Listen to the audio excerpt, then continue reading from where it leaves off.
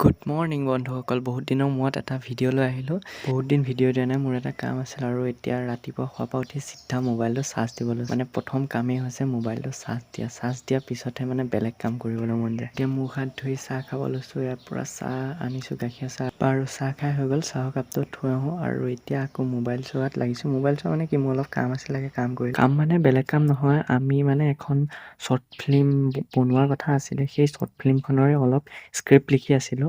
তাকে আপোনালোকলৈ আগবঢ়াই দিম অতি সোনকালে। আমাৰ নতুন শ্বৰ্ট ফিল্ম আপোনালোকে চাব আৰু মৰম দিব বুলি আশা থাকিল।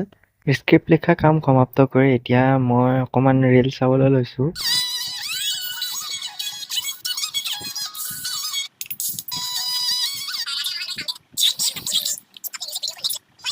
ৰিল চাই শেষ কৰিলোঁ। এতিয়া মায়ে কৈছে যে মোৰ ৰুমটো অলপ লেতেৰা হৈ আছিলে, তাকে মায়ে কৈছে কাপোৰকেইটা সামৰি কৰি ভালকৈ থ'বলৈ। তাকে কাপোৰকেইটা সামৰি কৰি ভালকৈ থৈছোঁ। পিছে এতিয়া মই এডিটিং কৰোঁ। আজিলৈ বাই বাই।